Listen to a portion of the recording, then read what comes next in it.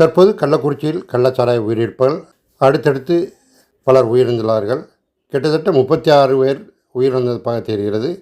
இவர்கள் மெத்தனால் கலந்த சாராயம், அதாவது கள்ளச்சாராயத்தை குடித்தனால் உயிரிழந்ததாக கூறப்படுகிறார்கள். இந்த தமிழ்நாட்டில் கள்ளச்சாராயம், அதாவது விஷச்சாராயம் குடித்து உயிரிழந்தவர்கள் என்பது புதிதான ஒரு அல்ல. கொரோனா காலத்தில் டாஸ்மாக் கடைகள் மூடப்பட்டிருந்த நேரத்தில், வீட்டிலே முடங்கி இருந்த நேரத்தில் சிலர் போதைக்காக தின்னர் போன்ற பல வகையான போதை வஸ்துகளை பயன்படுத்தி மரணம் அடைந்திருக்கிறார்கள் என்ற செய்திகள் இருக்கின்றன. போதைக்காக விபரீத வழிகளை முயற்சித்த பலர் ஆங்காங்கே உயிரிழந்திருக்கிறார்கள். கடந்த மே மாதம் மரக்காணத்தில் மெத்தனால் கலந்த கள்ளச்சாராயம் குடித்த 14 பேர் உயிரிழந்தார்கள். அதுபோன்ற கள்ளச்சார உயிரிழப்புகள் நேரிட்ட தருணங்களில் எல்லாம் மெத்தனால் உயிரை பறிக்கக்கூடியது என்று அரசும் தனியார் தொண்டு நிறுவனங்களும் அதன் ஆபத்தை அனைவருக்கும் உணர செய்தாலும் மீண்டும் மீண்டும் கள்ளச்சாராயம் என்ற பெயரில் அதை குடிப்பது நடந்து கொண்டே இருக்கிறது. குஜராத், பீகார் போன்ற மாநிலங்களில்தான் இதுபோன்று கள்ளச்சாராய சாவுகள் அடிக்கடி நடக்கும். அது தமிழ்நாட்டிற்கும் தற்போது பரவலாக நெடுநாளுக்கு பின் தொடர்ந்து வந்துள்ளது என்பது குறிப்பிடத்தக்கது. கள்ளச்சாராயம் ஆபத்தானது என்று தெரிந்தும் கூட ஏன் அதை சிலர் குடிக்கிறார்கள்? தமிழ்நாட்டில் டாஸ்மாக் கடை முக்குக்கு முக்கு திறந்து அரசு விற்கின்ற பிராந்தி போன்ற மேல்நாட்டு பொருட்களை, போதைப் பொருட்களை வாங்கி குடிக்கும் வசதி இருக்கும் பொழுது இவர்கள் ஏன் கள்ளச்சாராயத்தில் கொள்கிறார்கள்? கள்ளச்சாராயத்தில் மண்டை குடித்து உயிரிழக்கிறார்கள் என்ற கேள்வி எழுகிறது. ஆனால் இந்த கள்ளச்சாராயம் எவ்வாறு உயிர் இருக்கிறது என்று தெரியவில்லை. மெத்தனால் என்ற இந்த கள்ளச்சாராயம் எவ்வாறு உயிரை பறிக்கிறது என்று நாம் தெரிந்து கொள்ள வேண்டும். 1 லிட்டர் மெத்தனாலுக்கு 100 லிட்டர் தண்ணீரை கலந்து விற்கலாம். மெத்தனால்கள் கர்நாடகா, கேரளா போன்ற இடங்களிலிருந்து கடத்தி வரப்படுகிறது. கள்ளச்சாராயத்துக்கும் விஷச்சாராயத்துக்கும் வித்தியாசம் என்பது, மதுவை அரசு அனுமதி இல்லாமல், உரிமம் இல்லாமல் காய்ச்சி குடித்தால்தான் அது கள்ளச்சாராயம். முன்பு சாராயம் கிராமங்கள் தோறும் வடிப்பார்கள். அதில் அவ்வளோ ஆபத்தில்லை. ஆனால் வெகு நாட்கள் செல்ல செல்ல அதில் போதை குறையாக இருக்கிறது என்று பேட்டரி கட்டைகள் மற்றும் விஷஜந்துக்களை போட்டு காய்ச்சி குடிப்பதனால் போதை எறிகிறது என்று அதை குடித்து போதையில் மயங்கி விழுந்தவர்கள் சிலர் இருக்கும்போது அதனால் உயிரிழந்தவர்களும் பலர் இருக்கிறார்கள். மேலும் அதை விரும்பி சென்று போதைக்காக குடிப்பவர்களால் இந்த கள்ளச்சாராய சாவு தமிழ்நாட்டில் தொடர்ந்து கொண்டே இருக்கிறது. போதைக்காக மெத்தனால் கலக்க விடும்போது அது விஷச்சாராயமாகிவிடும். எத்தனால் என்பது எத்தில் ஆல்கஹால், அதுதான் மது வகைகளில் இருக்கக்கூடிய ஆல்கஹால். மெத்தனால் என்பது மெத்தில் ஆல்கஹால், உயிருக்கே ஆபத்தை விளைக்கும் கொடிய விஷமாக இது அமைந்து விடுகிறது.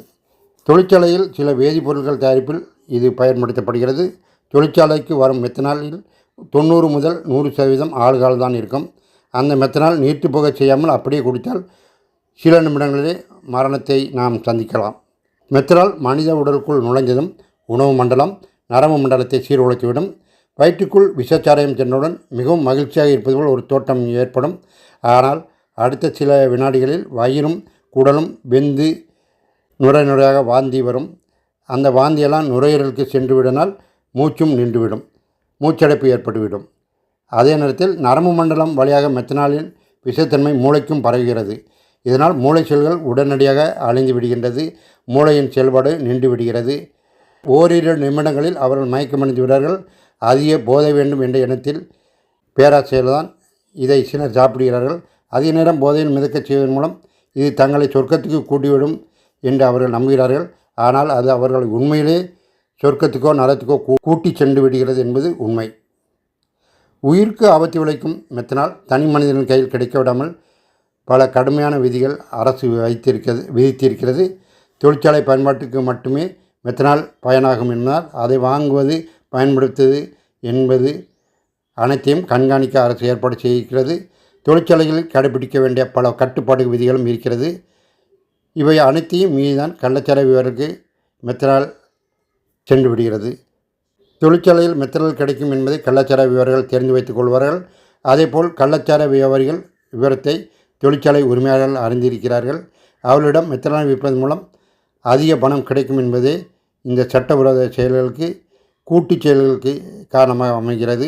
உயிரை பறிக்கும் மெத்தனால் கள்ளச்சாராயம் வழியாக மனித உடலுக்குள் நுழைய வழியமைக்கிறது. மெத்தனால் உயிருக்கு ஆபத்து விளைவிக்கும் கூடியது என்பதனால் அதை விற்பனை செய்ய மிக கடுமையான கட்டுப்பாடுகள் இருக்கின்றன. மெத்தனால் வாங்க வேண்டுமென்றால் அதுக்கு உரிமம் வைத்திருக்க வேண்டியது அவசியம். அதுபோக வாங்கும் மெத்தனாலை எவ்வாறு பயன்படுத்துகிறார்கள், எவ்வளவு பயன்படுத்துகிறார்கள், எவ்வளவு இருப்பு இருக்கிறது, எவ்வளவு செலவிட்டீர்கள் என்ற விவரங்களை தொழிற்சாலை பதிவேடுகளில் பராமரிப்பது கட்டாயம். இத்தனை கட்டுப்பாடையும் மீறியே பேராசையினால் மனிதன் மெத்தனாலை கள்ளச்சாராய வீரர்கள் விட்டு லாபம் அடைகிறார்கள். அந்த கள்ளச்சாரம் உயிரை பறிக்கும் என்று தெரிந்தே போதைக்காக சிலர் குடித்து மரணமடைகிறார்கள். கடந்த ஆண்டில் மரக்காணம் கள்ளச்சாராய உயிரிழப்புக்கு காரணமான மெத்தனால் சென்னையில் இருந்த தொழிற்சாலையில்தான் சப்ளை செய்யப்பட்டது. அந்த ஆலைக்கு சீல் வைத்தார்கள். கள்ளக்குறிச்சி கள்ளச்சாராய உயிரிழப்புகளுக்கு மெத்தனால் தான் காரணம் என்று அரசு அறிக்கை வெளியிட்டிருக்கிறது. இந்த கள்ளச்சாரத்தை விற்பனை செய்ததாக கோவிந்தராஜ் என்ற கண்ணுக்குட்டி, அவரது தம்பி தாமரன் ஆக இருவரை போலீசார் கைது செய்திருக்கிறார்கள்.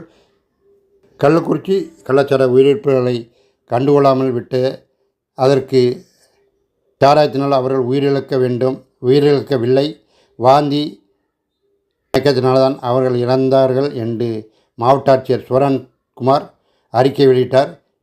அவர் பொறுப்பற்ற தன்மையை முன்னிட்டு அவர் பணியிட மாற்றம் செய்திருக்கிறார்.